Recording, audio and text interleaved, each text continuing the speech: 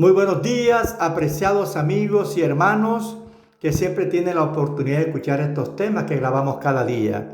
Bien, en esta oportunidad vamos a tocar el tema titulado Salvación en 3 pasos. Mis apreciados amigos, el propósito de Dios al ordenar la construcción de un santuario en el desierto fue mostrar al pueblo de Israel una lección objetiva de las verdades espirituales asociada con el plan de salvación. El Evangelio de Jesucristo fue revelado al pueblo mediante los símbolos del santuario. No solo el santuario mismo, sino también el ministerio de los sacerdotes debía servir de bosquejo y sombra de las cosas celestiales. Hebreo 8:5. Por eso era de suma importancia y el Señor por medio de Moisés dio las instrucciones más claras y precisas acerca de cada uno de los puntos de este santuario y servicio simbólico. Amigo, además el santuario fue una especie de cronograma profético que dividía la historia en 3 fases consecutivas que comenzaba con el ofrecimiento del sacrificio por los pecados en el atrio, el servicio de mediación e intersección en el lugar santo y culminaba con la erradicación del pecado, el día de la expiación en el lugar santísimo.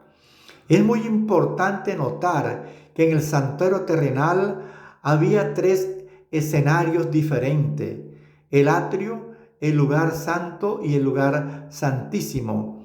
Cada uno de ellos resalta un aspecto importante de la salvación. Por ejemplo, el atrio señala el tema de la justificación. El lugar santo nos muestra el proceso de la santificación y el lugar santísimo apunta al gran evento de la glorificación. De esta manera, en el santuario están revelados claramente los pasos de la salvación. Como dice el apóstol Pablo en 1 Corintios 1:30, mas por él estáis vosotros en Cristo Jesús, el cual nos ha sido hecho por Dios sabiduría, justificación, santificación y redención. Cristo es quien nos enseña sabiduría, quien nos justifica, nos santifica y nos redime. O sea, Él lo hace todo. Mi santificación está en Cristo, no en mí. Mi santificación está en Cristo, no en mí. Mi redención está en Él. Esto es lo que dice 1 Corintios 1:30. En este texto, Pablo ve la salvación desde una perspectiva tridimensional, una salvación que realizó nuestro Dios en el pasado y se complementará en el futuro, pero una salvación que estamos viviendo en el presente. Así podemos decir que la justificación en el atrio señala lo que Jesús hizo, nos libró de la culpa del pecado. La santificación en el lugar santo nos enseña lo que Jesús hace, nos libra del poder del pecado. Y la glorificación en el lugar santísimo apunta a lo que Jesús hará, nos librará de la presencia del pecado. Estas tres dimensiones de la salvación son diferentes pero inseparables. Así el santuario nos ayuda a ver la salvación en sus 3 grandes dimensiones. La dimensión pasada nos muestra el sacrificio que Jesús hizo por nosotros en la cruz del Calvario. La dimensión presente nos revela lo que Jesús hace hoy en el santuario celestial en nuestro favor. Y la dimensión futura señala lo que Cristo hará cuando regrese por segunda vez y esto mortal sea vestido de inmortalidad. Veamos cómo se enseña el plan de salvación en estos tres escenarios. En primer lugar, veamos el atrio, el lugar de la justificación. Amigos, recordemos que en el atrio era el lugar donde se derramaba la sangre del cordero. También era el lugar donde había agua en el lavacro para lavarse las manos y los pies. El atrio representaba la obra de Cristo en la tierra. Juan en su primera epístola dice que Cristo vino mediante agua y sangre. Capítulo 5, versículo 6. En el atrio se representa estos tres elementos de los que estos anticipaba. El agua además representaba la limpieza del pecado que Cristo nos ofrece.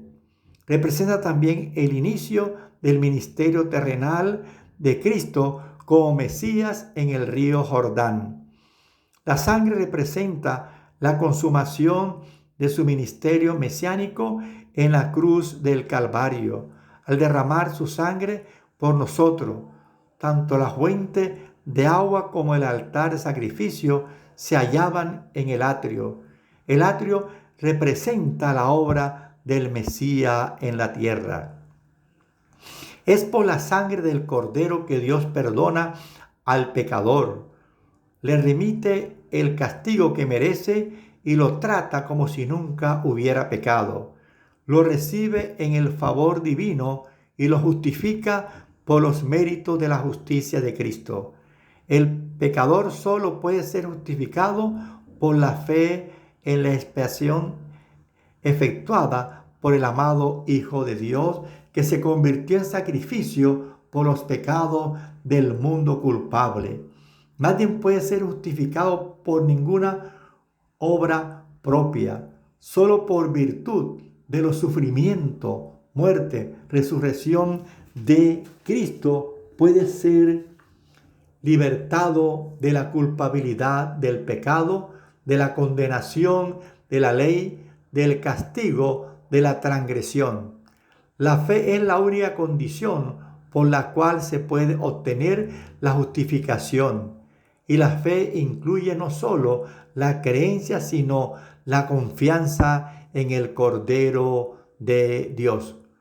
Cuando el pecador penitente, contrito delante de Dios, comprende el sacrificio de Cristo en su favor y acepta este sacrificio como su única esperanza en esta vida y en la vida futura, sus pecados son perdonados.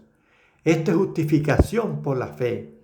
Cada alma creyente debe conformar enteramente su voluntad a la voluntad de Dios y mantenerse en un estado de arrepentimiento y contrición, ejerciendo fe en los méritos expiatorios del Redentor y avanzando de fortaleza en fortaleza, de gloria en gloria. Libro Reflejemos a Jesús, página 66.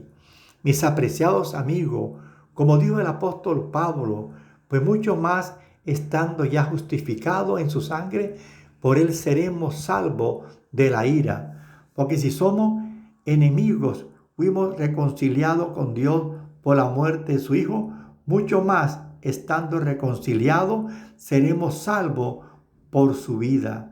Romanos 5, 9 y 10.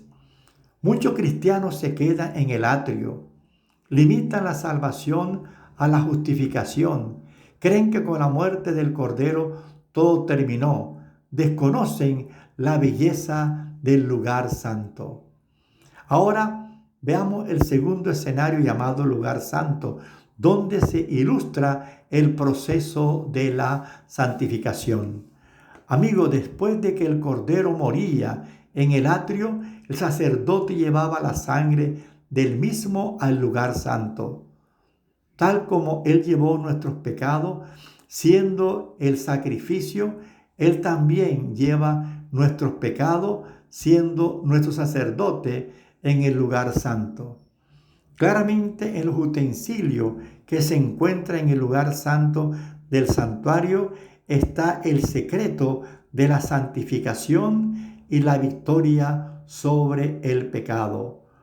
La santificación al lugar santo refleja este proceso En este lugar habían 3 utensilios. El lugar estaba el candelabro, al sur estaba el candelabro de oro, en el norte estaba la mesa de los panes de la preposición y al oriente estaba el altar del incienso.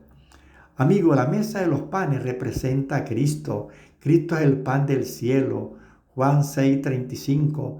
También la Biblia se compara con el pan. Deuteronomio 8:3, Mateo 4:4. Esto significa que un hijo de Dios, después de ser justificado, debe también alimentarse continuamente de la palabra de Dios. El apóstol Juan dice: santifícalo en tu verdad, tu palabra es verdad. Juan 17:17. Además, somos santificados en el lugar santo a través del altar del incienso, donde la justicia de Cristo nos es impartida gratuitamente, mientras nos mantenemos como viendo al invisible con los ojos de la fe para que se dé el proceso completo de la santificación en el cristiano. Es necesario el estudio de la Biblia, la mesa de los panes, la oración, el altar del incienso, la testificación, ser una luz para otro, el candelero. El cristiano verdadero no se conforma solamente con el estudio de la palabra de Dios y la oración, también se deleita en la testificación.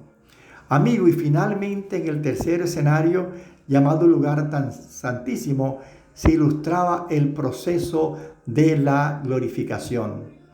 En el lugar santísimo se revelaba la Shekinah o manifestación de la gloria de Dios.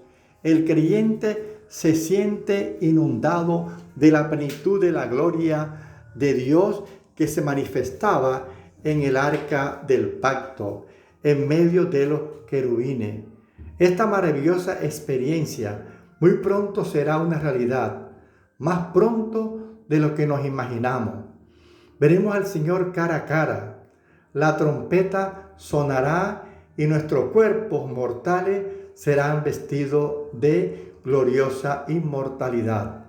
Amigo, el apóstol Pablo, hablando de este gran acontecimiento, dice: he aquí os digo un misterio. No todos dormiremos, pero todos seremos transformados en un momento, en un abrir y cerrar de ojos, a la final trompeta. Porque se tocará la trompeta y los muertos serán resucitados incorruptibles y nosotros seremos transformados. Porque es necesario que esto corruptible se vista de incorrupción y esto mortal se vista de inmortalidad.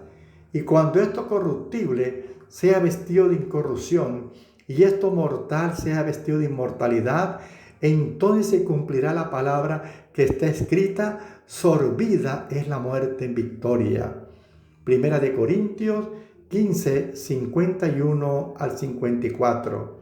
Quiera Dios, apreciados amigos y hermanos, que estos temas que grabamos cada día nos ayuden a comprender estas grandes verdades.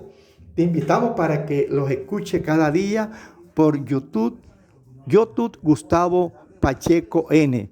Son temas de gran interés. De igual manera te pedimos que te suscribas y que tú también, si deseas, puedes hacerle su respectivo comentario. Son temas de gran interés, amigo. Que Dios te bendiga, que Dios te ayude.